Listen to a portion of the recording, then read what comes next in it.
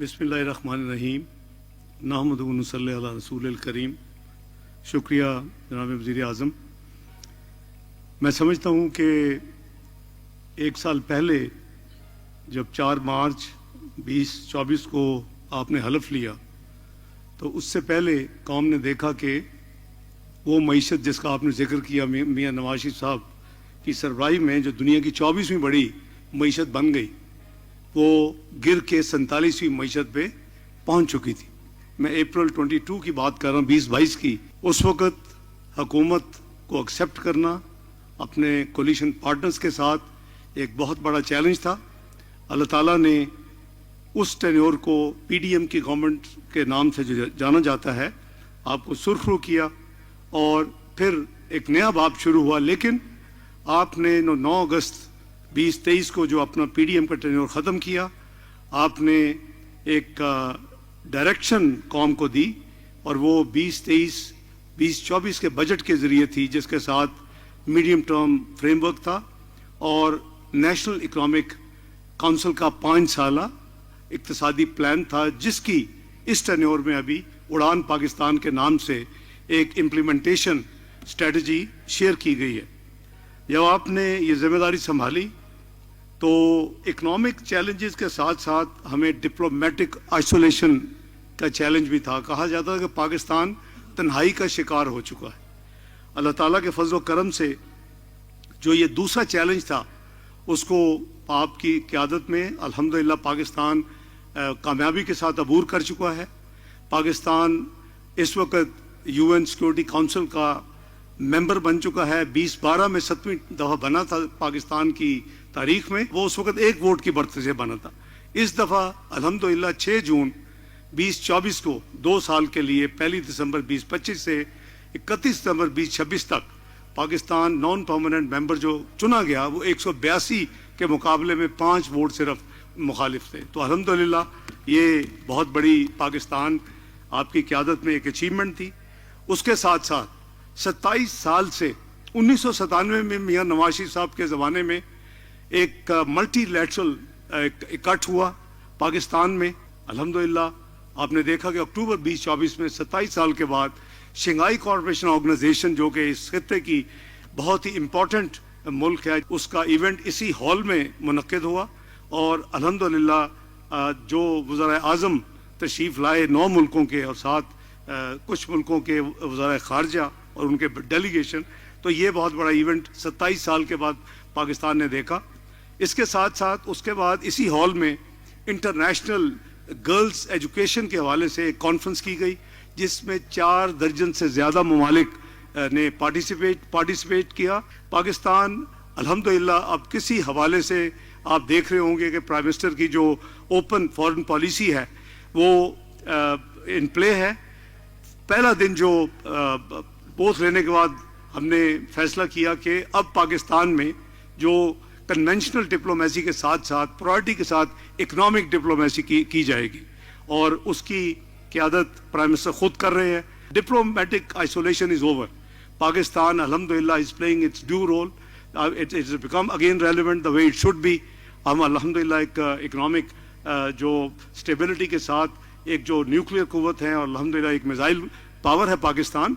तो हमें अपना जो आपने फरमाया कि अपने कमिटी ऑफ नेशन में अपना जो मुकाम हमने हासिल करना है उस हवाले से आपकी जो एफर्ट्स हैं वो इंशाअल्लाह एक दिन रंग लाएंगी।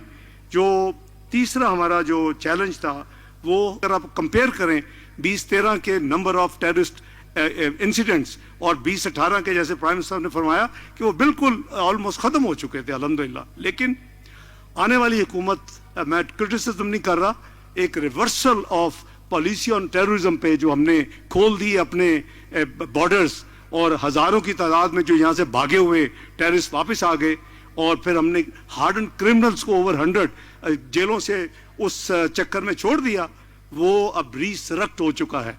वो टेररिज्म दोबारा पाकिस्तान में आ चुका है।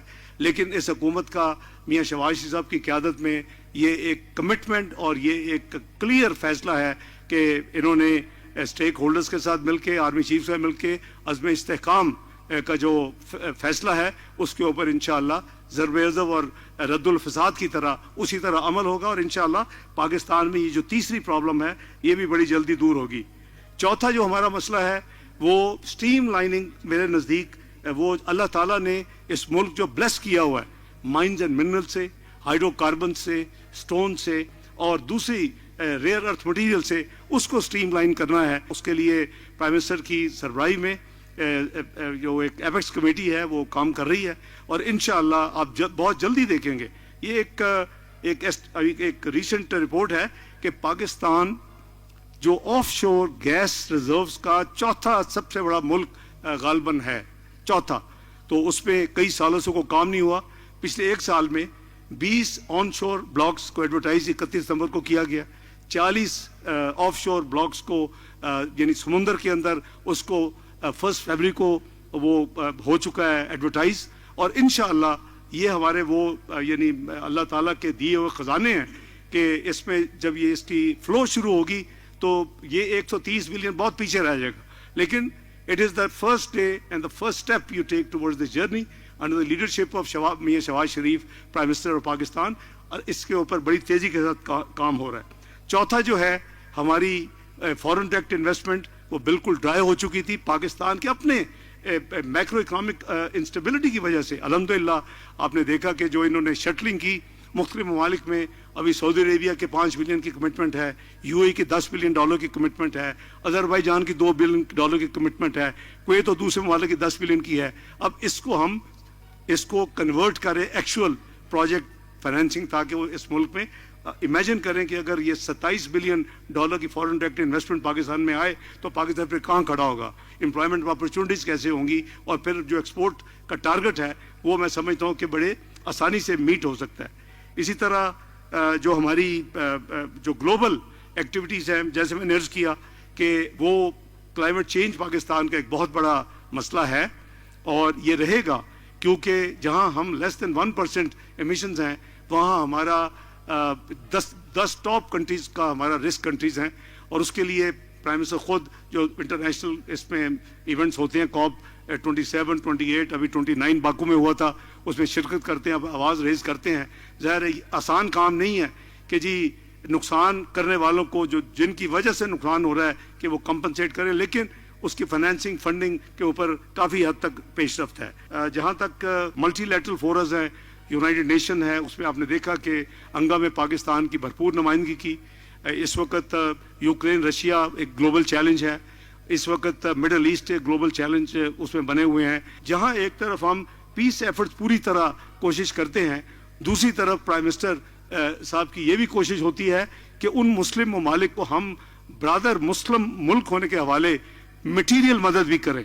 तो करीबन कपल ऑफ डजन्स जो हैं वो कंसाइनमेंट, ह्यूमैनिटेरियन असिस्टेंस कंसाइनमेंट वो गाज़ा में, वो लेबनान में, वो सीरिया में वो जा चुकी हैं, इजिप्ट और जॉर्डन के ज़रिए। तो अल्हम्दुलिल्लाह इस्लामोफोबिया के हवाले से, इस हवाले से D8 हो, OIC हो, UNG हो, अभी UN सिक्योरिटी काउंसिल शुरू हो चुका है। तो इंशाअल्लाह I think Pakistan is a bright future. ये मेरा फेथ और ईमान है कि अगर हम मिल के जो ये कहते हैं हार्ड वर्क करना है, इंशाअल्लाह वो दिन दूर नहीं। जिस स्पीड से और जिस मेहनत से, जिस लगन से वज़ीर आज़म की क़यादत में काबीना काम कर रही है, वो दिन दूर नहीं कि मियां नवाज शरीफ साहब का जो एक विजन और जो एक ऑब्जेक्टिव और गोल था G20 में शामिल होने का, वो इंशाअल्लाह बड़ी जल्दी इंशाअल्लाह पाकिस्तान शामिल होगा। बहुत शुक्रिया जी। अस्सलाम।